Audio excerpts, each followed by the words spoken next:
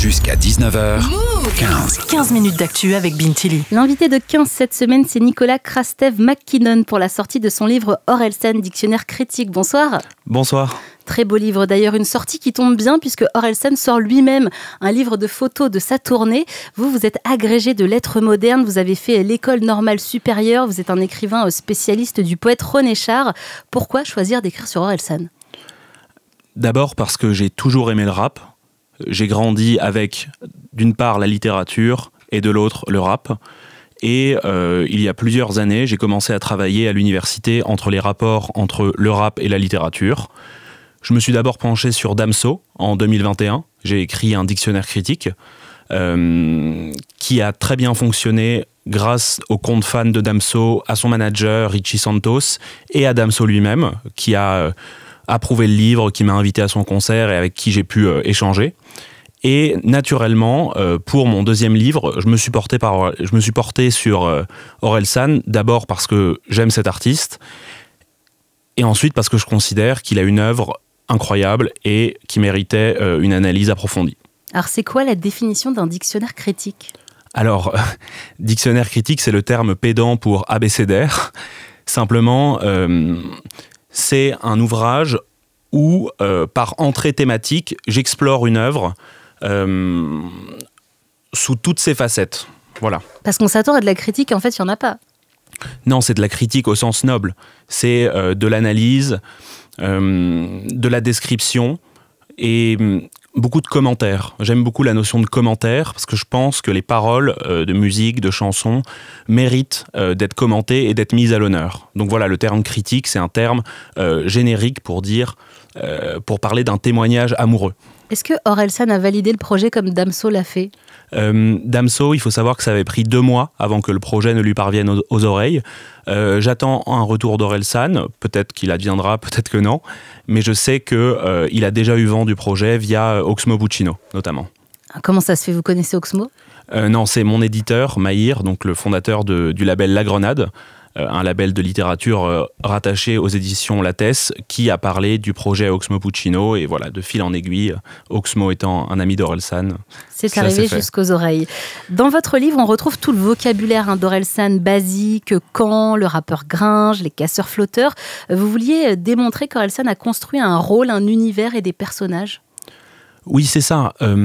À partir de la publication du documentaire « Montre jamais ça à personne », j'ai pris conscience du caractère vraiment collectif de l'épopée d'Orelsan, de la façon dont il avait,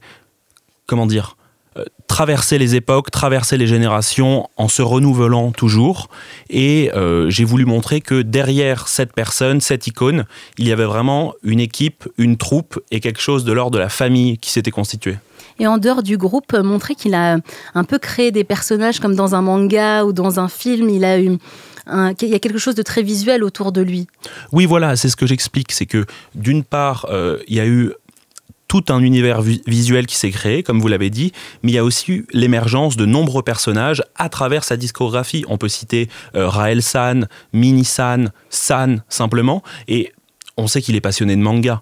Et je crois que dans sa discographie, il a su utiliser ses inspirations pour créer une sorte d'autofiction dans son travail. Et ça sonne très années 90, tout ce qui se passe dans son travail, que ce soit les mangas ou même les casseurs flotteurs qui viennent de ce film « Maman, j'ai raté l'avion ». Il est aussi le symbole de toute cette génération années 90. Oui, c'est ça, cette génération années 90 qui a connu l'émergence des écrans, l'apparition des premiers réseaux sociaux, mais qui est aussi baignée dans la pop culture, la culture manga, la culture rock. Et c'est ça qui fait aussi la richesse, il me semble, de la musique d'Orelsan. C'est cette espèce d'immixtion de cultures différentes qui réussit en fait à transmettre et à sublimer dans son travail musical. Est-ce que le succès d'Orelsan ne vient pas du fait qu'il incarne aussi la classe moyenne à la française, une place qu'aucun rappeur n'occupait et ne revendiquait ? Je suis tout à fait d'accord. Je pense que le créneau d'Orelsan, initialement, est quand même extrêmement lié à son origine sociale, à la façon dont il a su parler à l'oreille d'une génération, d'une jeunesse non parisienne, d'une jeunesse, comme vous l'avez dit, issue de la classe moyenne.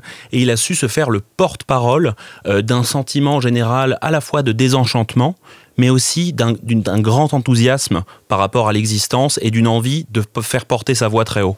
Il décrit aussi avec beaucoup d'humour cette classe moyenne, que ce soit dans des fêtes de famille et d'autres titres. Oui, c'est ça. En fait, il est toujours partagé entre l'autodérision, la satire, mais aussi une description assez finalement touchante et touchée de son milieu d'origine. Parce qu'on le voit, après des fêtes de famille, il y a l'autre morceau, la famille, où justement là il fait plus l'éloge, en fait, l'éloge de ces cadres un peu renfermés, de ces villes moyennes. Et finalement, il a beaucoup évolué vis-à-vis de ces questions et de son rapport à son origine. Il y a un côté très critique et finalement il le valorise en fait. Oui, voilà, c'est ça, exactement. Votre dictionnaire montre aussi à quel point Orelsan dépeint notre société à travers ses titres, l'odeur de l'essence, basique, suicide social. Il représente une partie des Français qui ne se sentent pas écoutés par nos politiques. C'est une question complexe parce que Orelsan n'a jamais revendiqué le caractère politique de ses textes, mais il a toujours pressenti la violence de la société des écrans, un monde où tout va trop vite, une sorte de... Oui, justement, le caractère un petit peu inaudible de toute une jeunesse que la politique ne représente plus et qui se sent perdue dans un monde précipité, dans un monde où tout le monde s'exprime et personne n'écoute. Il ne se définit pas comme un rappeur politique, mais finalement, il y a énormément de politique dans ce qu'il fait. L'odeur de l'essence, après la période Gilets jaunes, c'est un titre énorme. C'est un titre vraiment fantastique et je crois que dans ce morceau, il renvoie tout le monde dos à dos. Il est dans la description, mais il n'est pas dans l'offensive. C'est-à-dire que le caractère politique de ces textes est toujours abordé de la même manière, avec une sorte de dérision, une sorte de cynisme, mais jamais de manière engagée. Je dirais, c'est pas un rappeur engagé. Avec les mots liberté d'expression, vous revenez sur sa chanson Sale pute qui l'a emmené au tribunal. Il a gagné ses procès, mais est-ce qu'en 2023, on peut pas se dire que le titre était insoutenable et qu'aujourd'hui, avec MeToo et tous les féminicides qui encore, il l'écrirait pas ? Je pense, honnêtement, je ne peux pas parler à sa place, mais je pense qu'il ne l'écrirait pas. Et comme il l'a dit très tôt, c'était un morceau qui relevait d'un certain mauvais goût, d'une certaine maladresse, peut-être d'une fougue adolescente, mais... Simplement, il a su évoluer et changer de thème et reconnaître peut-être que dans sa discographie, il y avait eu quelques erreurs, quelques pas de côté. Pourquoi vous choisissez l'entrée liberté d'expression pour aborder cette histoire qui est importante dans sa carrière et dans sa vie d'homme ? Parce que, en fait, je pense que le rap reste un des derniers arts où la liberté d'expression joue à plein et est fantastiquement étendue. Vous voyez, aujourd'hui, les morceaux qui sont très écoutés contiennent souvent des paroles choquantes, des paroles scandaleuses, mais il y a quelque chose d'important qui se joue dans cette liberté d'expression, cette liberté vindicative qui est offerte au rap, avec les dérives qu'on connaît bien sûr. Ce que vous dites aussi, c'est qu'Orelsan, il a souvent joué sur des personnages. Oui, voilà, c'est ça. Ce que j'essaie d'expliquer, c'est que Orelsan incarne des personnages, il les fait parler, comme dans Suicide social, où un homme est sur le point de mettre fin à ses jours et fait un portrait absolument péjoratif de la société. Donc il crée des personnages qu'il incarne, mais qui ne le représentent pas, qui ne reflètent pas en fait son avis en tant que personne sur les choses. C'est un univers vraiment polyphonique. Voilà, c'est ça qu'il faut comprendre, un univers de fiction. Vous montrez à quel point Orelsan parle à une génération avec ses titres Note pour trop tard ou encore Rêve mieux. Il y a une vraie connexion avec son public. Et est-ce que c'est parce qu'il parle sans lui-même se censurer ? Je pense que ce qui fait la force justement de ces textes, c'est l'authenticité. Orelsan, il a su préserver sa part de feu. Il ne se censure pas. Il avoue sa faiblesse, ses fragilités, ses forces, ses envies, ses désillusions. Et il y a quelque chose d'extrêmement vrai, d'extrêmement touchant dans cette manière de revenir sur ce qu'il a déçu, ce qu'il a construit et peut-être ce qu'il espère pour l'avenir. Vous mettez en miroir deux termes, le terme flemme et travail. Orelsan joue beaucoup les flemmards et vous démontrez à quel point en fait c'est un bourreau de travail.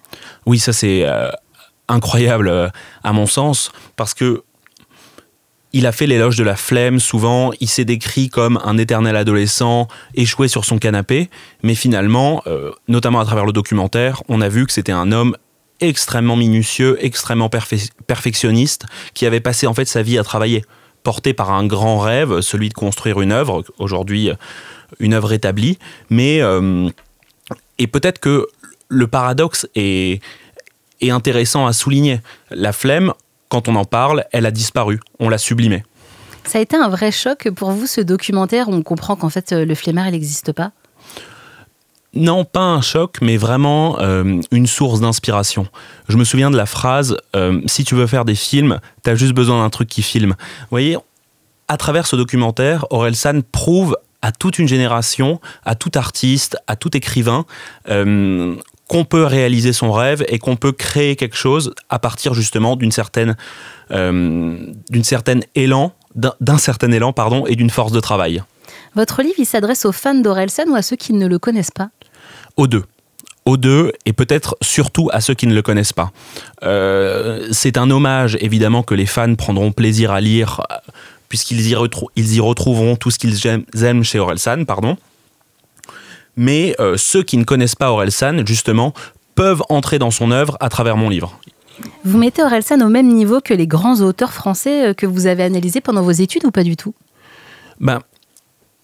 Je dirais que la comparaison est un petit peu caduque, parce que les formes d'expression changent, les règles d'écriture changent, mais dans les thèmes, dans les visées de l'écriture et dans la force de frappe de l'écriture, Orelsan est un très grand parolier, que oui, je comparerais à certains auteurs que j'ai analysés pendant mes études. Alors lesquels? Orelsan, comme le poète Henri Michaud, semble né fatigué. Oui. Il est toujours, il décrit toujours une certaine pesanteur, un certain désespoir qui le porte et à la fois qui le pousse à justement agir, comme Henri Michaud, ce poète, ce sportif au lit, comme il s'appelle lui-même. Alors c'est qui ce Henri Michaud? Alors Henri Michaud, c'est un poète du XXe siècle qui a écrit Connaissance par les gouffres ou énormément de recueils très intéressants, mais on peut faire énormément de liens en fait entre d'autres auteurs de la littérature française et Orelsan à partir du moment où on brise la frontière qui existe entre ces deux arts. Voyez, pour moi, le rap et littérature appartient au champ poétique et a vraiment un message à faire porter. Est-ce que vous pensez à un autre auteur justement qu'on peut comparer? On pourrait comparer Orelsan à Cioran, justement Cioran, un auteur roumain naturalisé français, sur qui je travaille et sur qui je fais notamment ma thèse. Dans l'expression, ils ont en commun en fait l'expression d'une mélancolie, de quelque chose qui travaille en eux, surtout sur la question de l'ennui. Cioran s'ennuie, il décrit l'ennui comme un cyclone au ralenti, et Orelsan a beaucoup travaillé aussi cette notion de l'ennui. Vous avez déjà sorti, on l'a dit, un dictionnaire critique sur Damso. Pourquoi cette passion pour les rappeurs et ce format?